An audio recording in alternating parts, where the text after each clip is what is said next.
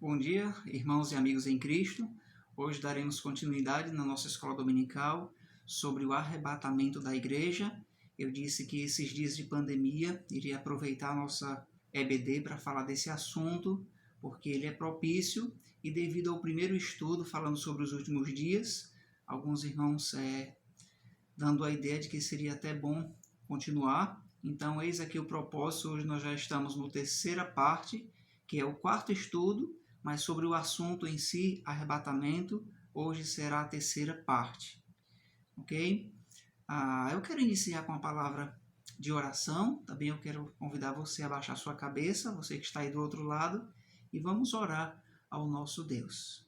Santíssimo Deus, nosso Pai querido, eu dou graças ao Senhor, porque em meio a tanta crise que estamos passando, angústias e privações, temos sentido o seu cuidado de perto para conosco.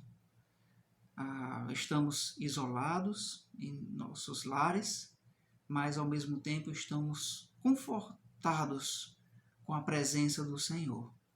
Então, diante dessa circunstância, quero pedir entendimento ao Senhor, diante desses estudos, que o Senhor venha confortar os nossos corações, nos dar estabilidade bíblica, trazer ao nosso coração consolo a respeito desse assunto tão importante, tão propício a todo momento. Te peço e te rogo que o Senhor venha abrir o nosso entendimento, ó Deus, e venha aquecer os nossos corações diante desse assunto.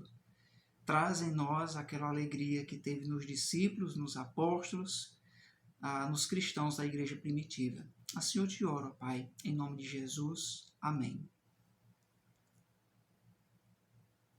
O arrebatamento da igreja, parte 3.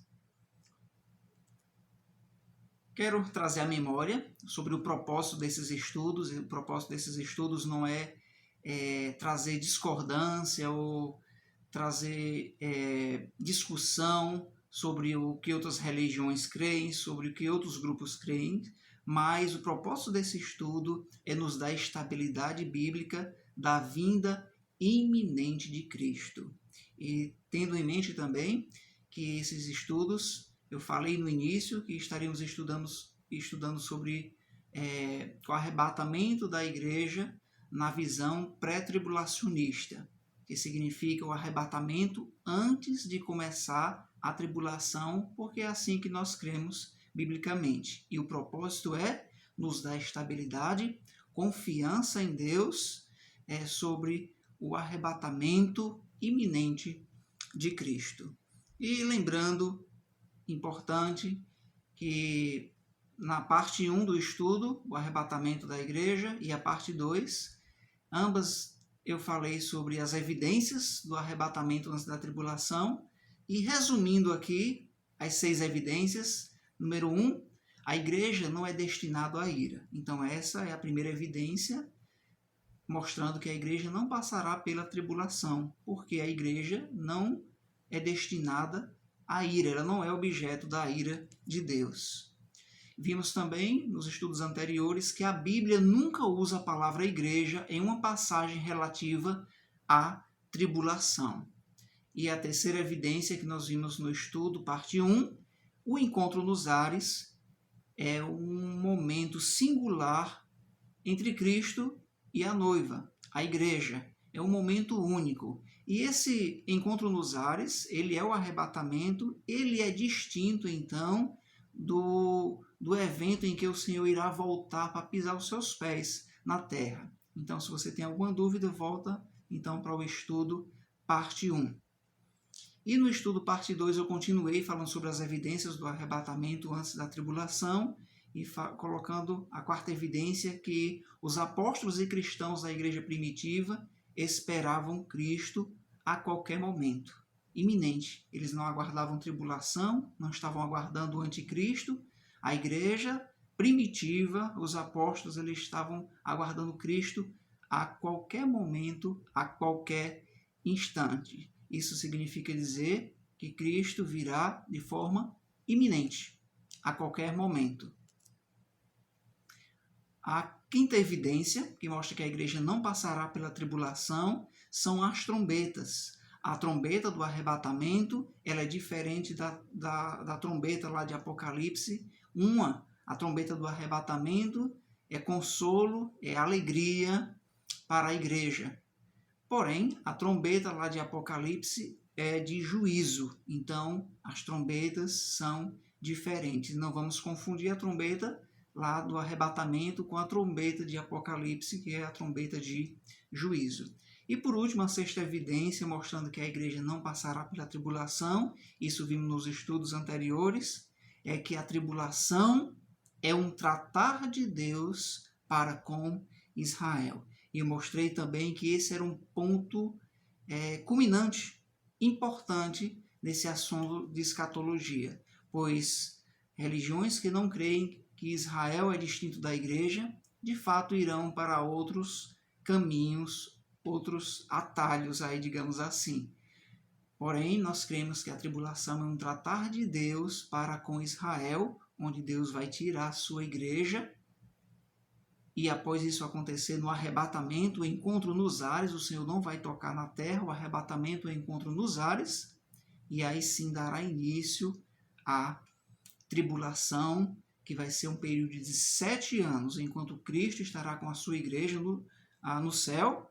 O encontro vai ser nos ares, mas o Senhor nos levará para a casa do Pai, é o céu, a morada de Deus. Enquanto isso, aqui na terra, Deus vai tratar com Israel durante 7 anos e vão acontecer grandes eventos, dos quais nós podemos tratar em outros estudos mais adiante. Então, essas foram as 6 evidências de que a igreja não passará pela tribulação.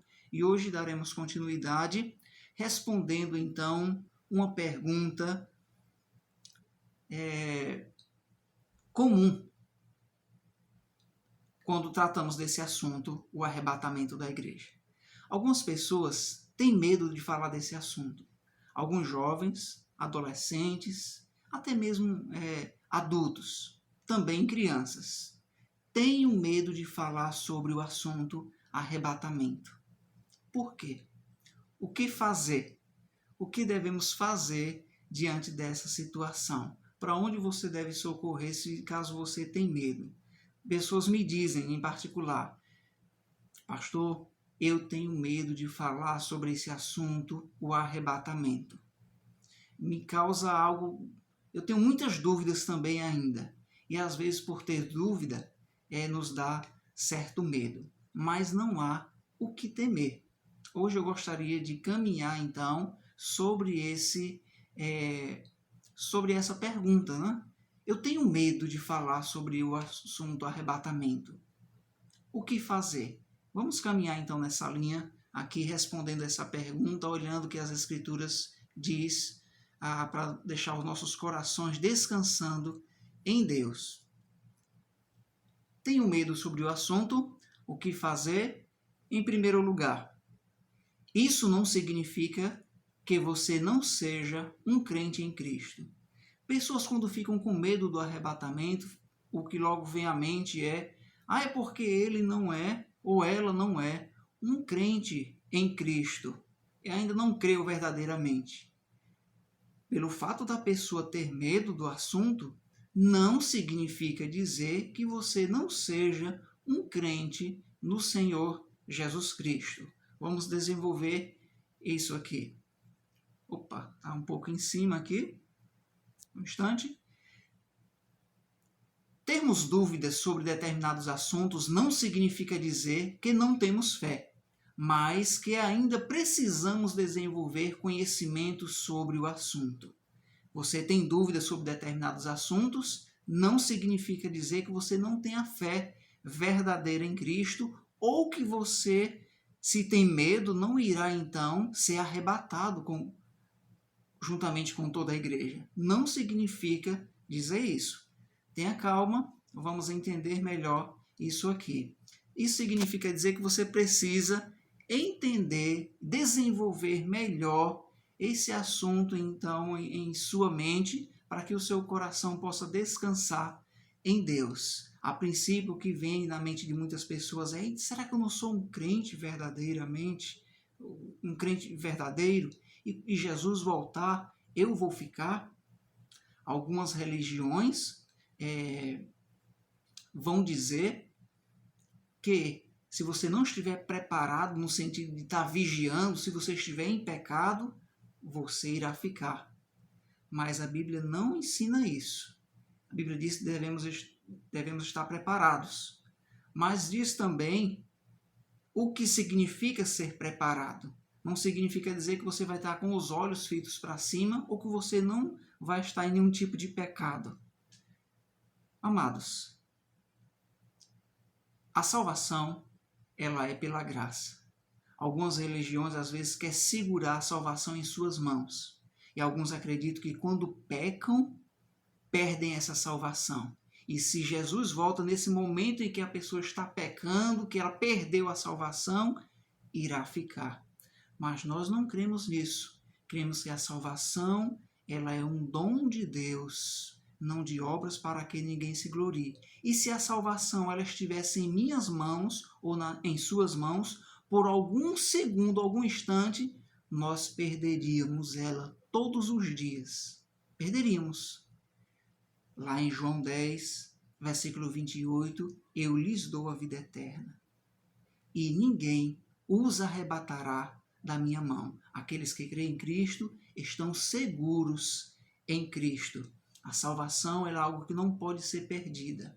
A escatologia e a soteriologia, elas andam juntos. É preciso, então, ter certeza da salvação em Cristo, para que, então, venhamos ter a certeza de que, quando Ele voltar, nós estaremos junto com Ele, porque Ele vai vir buscar a sua igreja, aqueles que Ele comprou com o seu próprio sangue.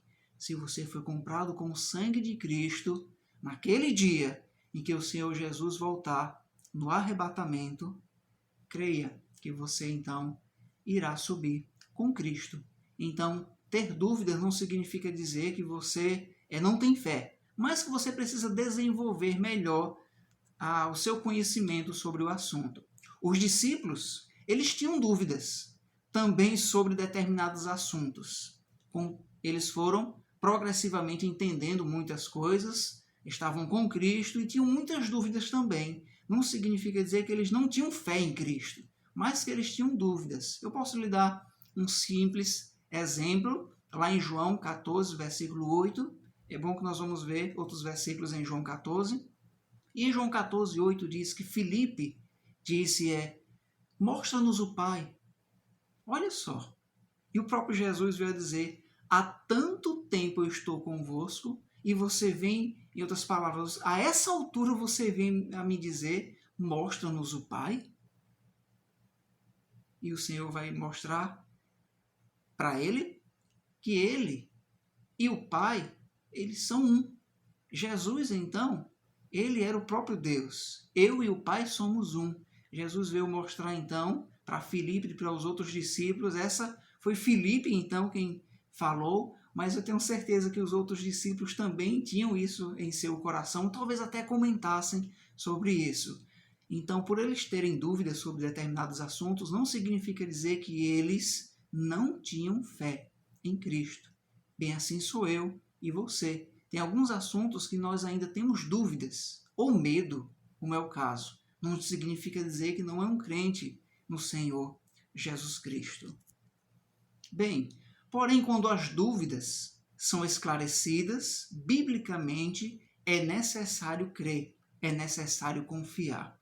Assim, Jesus colocava os discípulos em um terreno seguro. Eles tinham dúvidas sobre a salvação, o Senhor mostrava para eles e colocava eles em uma estabilidade, mostrando a eles que a salvação era algo que era um dom de Deus e ela é por meio da fé. A salvação, ela não depende das nossas emoções. Hoje você está alegre, amanhã você estará triste. Hoje você está bem emocionalmente, amanhã você não estará. Então a salvação ela não está baseada nas minhas emoções e nas suas emoções. A salvação em Cristo ela está baseada nas palavras do próprio Cristo. Eu lhes dou a vida eterna e ninguém os arrebatará da minha mão. E assim nós devemos crer.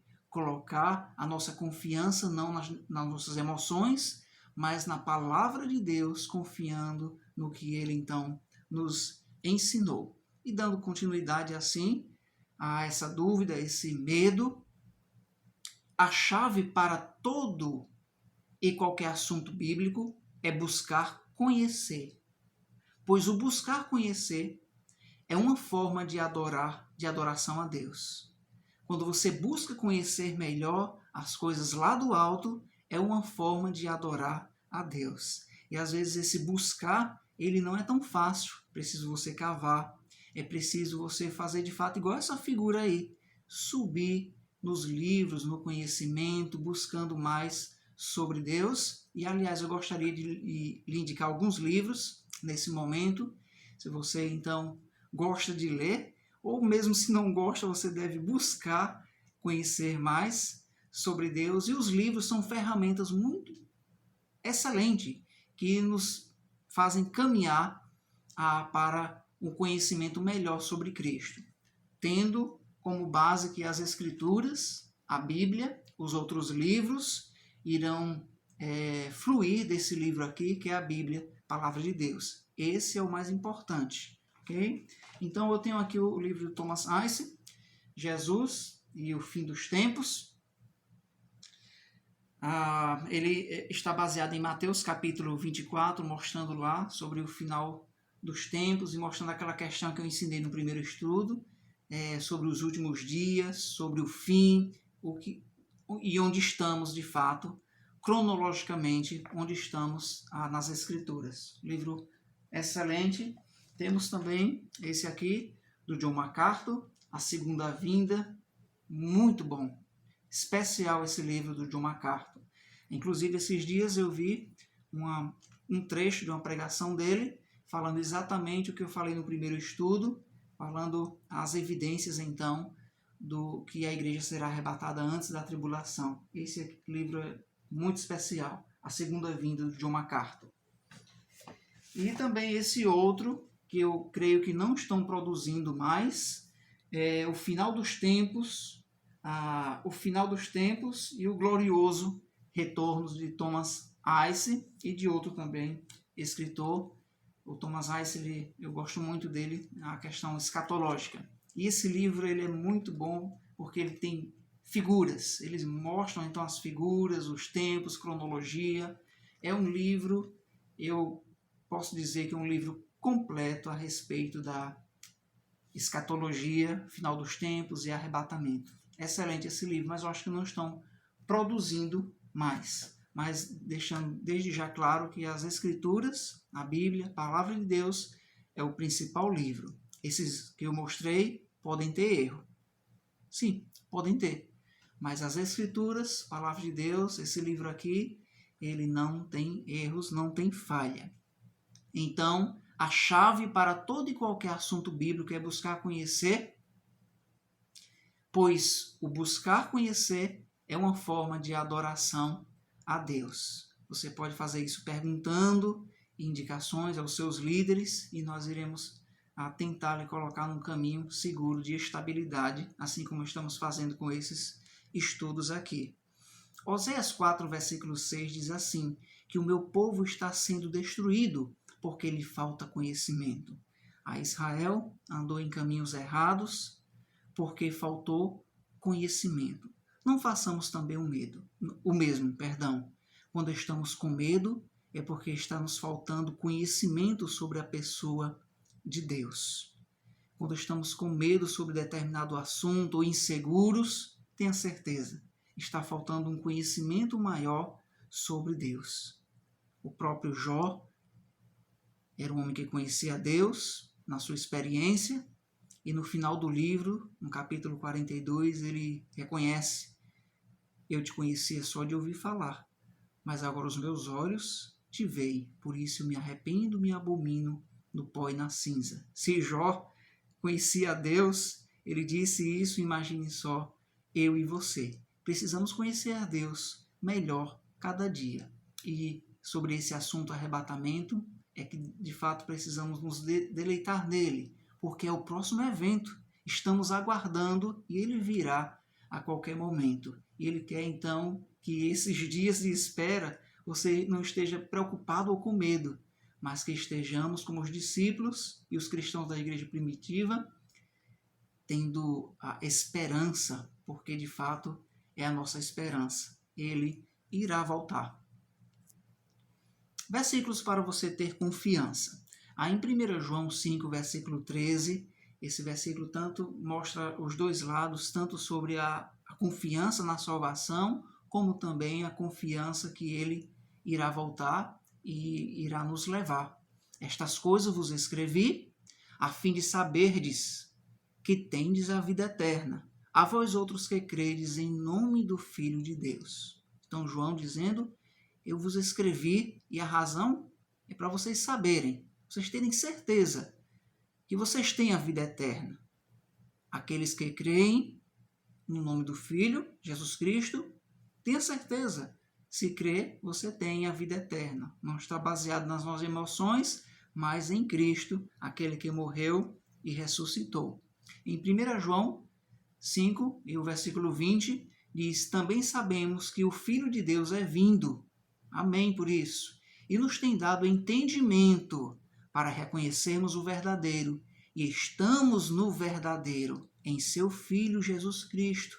Esse é o verdadeiro Deus e a vida eterna. Essa passagem você pode ler em casa, 1 João, capítulo 5, versículo 13 a 21. Muito rico esse texto para você descansar e ter confiança em Deus e ter confiança na vida eterna. Ele nos tem dado o entendimento que estamos no verdadeiro. E Deus, Jesus, seu Filho, é o único caminho que nos conduz até o céu. Tenho medo sobre o assunto, o que fazer? Em segundo lugar, você precisa entender melhor a razão do arrebatamento. É o cumprimento da promessa de Deus de João 14, versículo 3. E lá, de fato, os discípulos estavam atribulados, no sentido não da tribulação futura, mas atribulados com o coração com medo. E o Senhor dizendo, e quando eu for e vos preparar lugar, voltarei e vos receberei para mim mesmo, para que onde estou estejais vós também. No estudo parte 2 eu ensinei sobre esse versículo. O Senhor está dizendo, eu voltarei e vos receberei para mim mesmo. Ele está falando daquele evento, o arrebatamento da igreja, onde ele então vai nos receber para ele mesmo e vai nos conduzir para onde está o Pai, para o céu. E lá em Tessalonicenses dizia, assim estaremos para sempre com o Senhor.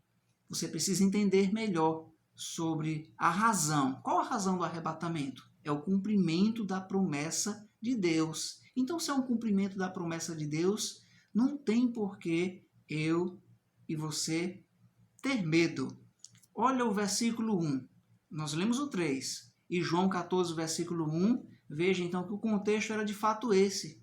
Era uma questão de coração. Uma questão onde os discípulos estavam com o coração em turbulência, como um avião de fato. Não se turbe o vosso coração. Ou não tenham medo. Ou não fiquem angustiados. Credes em Deus, credes também em mim. Então o Senhor continua. Na casa de meu pai há muitas moradas, e assim ele vem, versículo 3, versículo 4, mostrando, colocando os discípulos e o coração deles em um lugar o quê? Estável, para que eles possam então, pudessem descansar na palavra de Deus e nessa promessa preciosa. O arrebatamento é uma promessa de Deus para sua igreja. Ele voltará. Deus deseja que você confie e tenha esperança nele sobre essa promessa. Tenho medo sobre o assunto, o que fazer? Em terceiro lugar, talvez você não seja um crente em Cristo ainda. E número 1, eu disse que possivelmente, quando você tem dúvida, não significa dizer que você não seja um cristão. E agora, número 3, eu estou indo já para o outro lado. Talvez, de fato, se você tem medo, é porque talvez você não seja um crente em Cristo ainda. Talvez o seu medo não seja um medo só de turbulência ou de dúvida sobre o assunto. Veja que esse ponto 3 é diferente do 1. Lá era um medo de dúvida. Esse medo aqui que eu gostaria de explicar, ou essa razão número 3, que talvez você não seja um crente em Cristo ainda, talvez você fica de fato com muito medo, porque não tem dúvida nem de quem você, não tem certeza de quem você é. E esse ponto 3 está baseado exatamente nesse perfil aqui. Talvez você não saiba quem você é. Então eu quero desenvolver esse ponto 3 exatamente para você que não tem certeza ainda se é um crente em Cristo ou não. Talvez você não seja um crente em Cristo ainda, e talvez esse assunto lhe causa angústia grande. Você já entendeu o plano salvador de Deus para a sua vida? Você já nasceu de novo? Suas atitudes evidenciam que você é um cristão? Estamos em um mundo hoje onde os evangélicos, tem muitos no Brasil, muitos mesmo, se dizendo que são evangélicos, mas não tem nenhuma estabilidade bíblica. A vida e o modo de viver, o modo de falar, o modo de se expressar, o seu dia a dia não evidenciam que são cristãos. E talvez você esteja numa situação dessa. Talvez você se ache uma pessoa boa, um marido bom, uma esposa boa, um bom filho, uma boa pessoa, uma pessoa legal, que não fuma, não bebe, não curte esse mundo. Mas isso não significa dizer ser um cristão. Ser um cristão é confiar em Cristo, viver para Cristo, ter uma vida com frutos que evidenciam que creu em Cristo, que vive à luz e à sombra das Sagradas Escrituras em obediência a Cristo, em obediência à sua palavra. Você já nasceu de novo? Suas atitudes evidenciam que você é um cristão? Você tem dúvidas? Você deseja conhecer melhor a Cristo? Nesse exato momento eu gostaria de lhe convidar a estudar a Bíblia conosco. Se você tem dúvidas, você pode entrar em contato comigo ou com algum dos irmãos da igreja e dizer, olha, eu quero conhecer melhor a palavra de Deus. E eis um tempo bom, propício. Hoje, busque conhecer melhor a Cristo. Busque conhecer melhor a sua palavra e o plano de Deus para você. Nesse momento eu gostaria de lhe mostrar, em poucas palavras, o plano salvador de Deus para a vida eterna. Talvez você esteja sendo somente um assistente de culto ou um admirador dos crentes e não um cristão verdadeiro. Pode acontecer de pessoas que já estão na igreja, vão porque seus pais vão, porque seu marido vai, porque sua esposa vai, porque alguém me convidou, porque eu gosto, é porque eu admiro, é porque é bonito os crentes. Talvez você esteja numa situação dessa, você é só um assistente de culto, ou um admirador. Ainda está em tempo de crer verdadeiramente e confiar plenamente nas promessas de Deus. Versículos para você refletir sobre quem é você. O plano salvador em alguns poucos versículos. Efésios 2, versículo 3 e 4, versículo 3 diz assim, mostrando quem é você diante de Deus. Entre os quais também todos nós andamos outrora. Paulo está dizendo que antes dele conhecer a Cristo, ele diz que também outrora nós, incluindo ele, que tinha crido, e os cristãos da igreja primitiva, entre os quais também todos nós andamos outrora ou antes, segundo as inclinações da carne. Andávamos assim, segundo as inclinações da carne, fazendo a vontade da carne e dos pensamentos. escravos do nosso próprio pensamento, achando então que estávamos certo ou no caminho correto, escravos dos nossos próprios pensamentos. E diz também, e éramos, por natureza, filhos da ira, como também os demais. Paulo dizendo, olha, nós éramos, graças a Deus não somos mais, porque depositamos nossa fé em Cristo, mas nós éramos por natureza, não éramos filhos de Deus por natureza. Nascemos filhos da ira, filhos da desobediência. Ah, mas a cultura em que eu fui criado diz que todos nós nascemos filhos de Deus. Mas a verdade não é essa. A verdade que a Bíblia diz é que, por natureza, nós éramos filhos da ira, inclinados para a carne, inclinados para o nosso próprio pensamento. E Paulo diz, nós éramos assim como também os demais, aqueles que não creram ainda estão nesse modo de viver. Então, diante de Deus, quem você é, conforme esse versículo, você está debaixo da ira de Deus. Se Cristo de fato voltasse hoje, você passaria pela tribulação e pela grande tribulação. Teria ainda oportunidade, mas seria algo muito difícil, um caminho muito mais angustiante.